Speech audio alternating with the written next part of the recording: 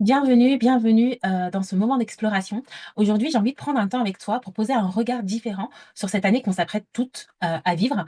Et cette vidéo, pour moi, c'est une invitation à réfléchir à ton énergie, à la manière dont elle peut justement transformer ta façon de planifier et d'agir, notamment dans ton entreprise ou dans tes projets. Donc, on va parler essentiellement de matrice énergétique. Je vais t'expliquer le concept, en tout cas, que moi, j'ai derrière ça. Mais avant, j'ai envie que tu te poses cette question. Combien de fois tu as commencé une année pleine de motivation pour ensuite finir complètement épuisée ou éparpillée? J'ai envie de te dire que c'est pas une fatalité et c'est exactement ce qu'on va voir ensemble dans cette vidéo. Petit retour sur, nos rythmes habituels et pourquoi, bah, parfois ça coince. Quand on parle de planification ou de réussite, on pense souvent à des listes, à des objectifs ambitieux, des objectifs SMART et des plannings qui sont souvent, qu'on se le dise, bien chargés. Pour moi, c'est OK, j'ai aucun souci avec ça. Mais combien de personnes prennent le temps ou prennent en compte tout simplement leur énergie, leur matrice, leur façon de fonctionner dans ces objectifs ambitieux? Très peu de personnes en réalité. Et en fait, voilà ce qui se passe, c'est qu'au départ, on a la motivation, on a l'enthousiasme qui est présent, on a envie de faire ci, on a envie d'accomplir ci, on a envie d'accomplir ça. OK, il y a pas de souci. Mais ensuite arrive quoi? Eh bien, arrive le stress. Pourquoi? Parce qu'on va se forcer à suivre un rythme ou des standards, eh bien, qui ne nous conviennent pas, qui sont pas adaptés tout simplement à notre énergie. Ensuite arrive quoi? Bah, souvent, il y a de l'éparpillement parce qu'on a un objectif là, et cetera et potentiellement on a pris du retard. Donc on commence à dire oui à tout et puis finalement, on avance sur rien du tout.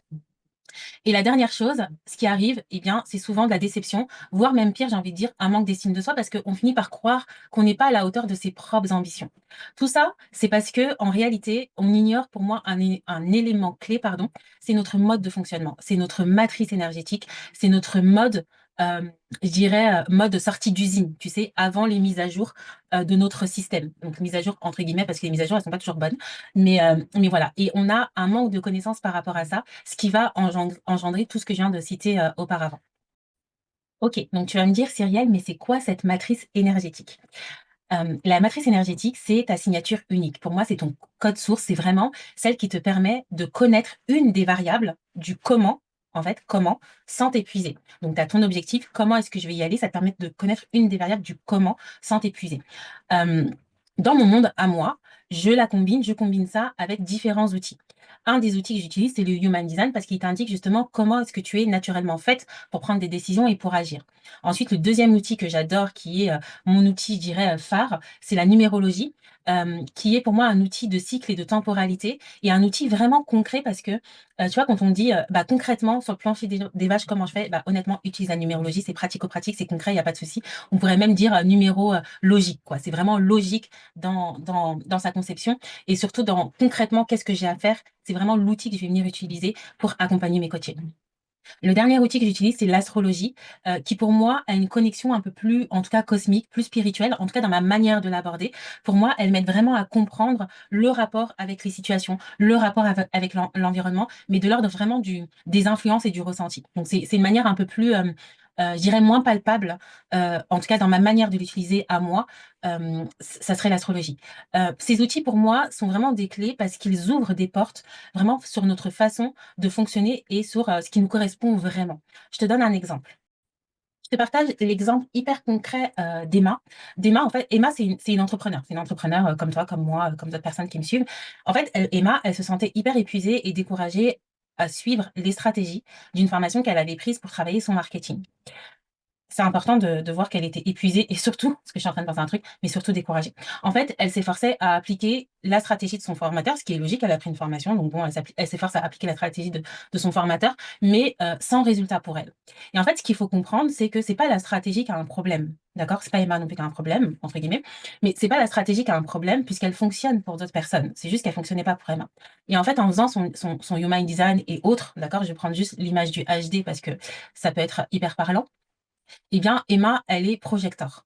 Donc, en fait, elle n'est pas faite pour pousser constamment. Et c'est bien le constamment qui compte. Elle peut pousser, mais elle n'est pas faite pour pousser constamment.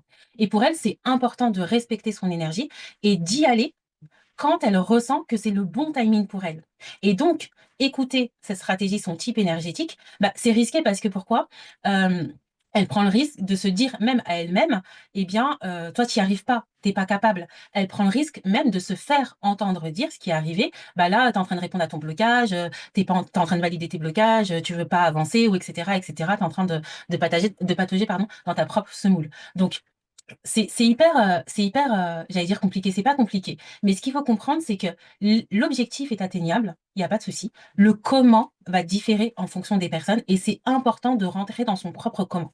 Et ce qui est, parfois difficile quand on se fait accompagner et que la personne en face n'a pas forcément connaissance de votre énergie, de votre matrice, ce qui peut être difficile justement, c'est que vous allez vous mettre à suivre, sa stratégie, sa manière de faire, d'accord? La stratégie, elle est entre guillemets «bonne», mais par contre, comment je vais appliquer la stratégie, ça doit m'appartenir à moi.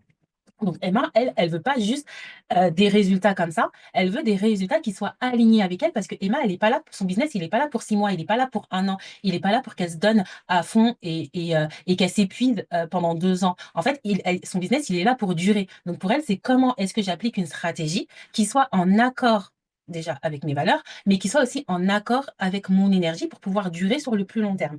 Donc c'est tout ça en fait qu'on vient apprendre à travers le fait de respecter sa matrice énergétique, puisque quand on respecte sa matrice énergétique, eh bien, on sort aussi d'un cadre, donc ça demande de travailler au fait de sortir de ce cadre, et on n'avance pas forcément de la même manière que les autres. Ça ne veut pas dire qu'on va être forcément plus lent, on peut être justement beaucoup plus rapide quand on respecte tout simplement sa stratégie.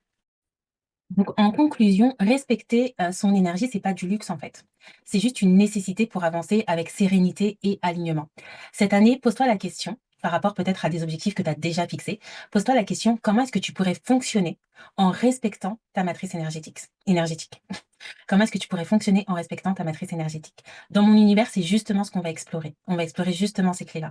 Donc si ça t'intéresse, tu as des ressources qui sont dans la description et tu peux aussi rejoindre, intégrer, le Home qui est un groupe 100 gratuit sur Facebook ou alors le canal Telegram.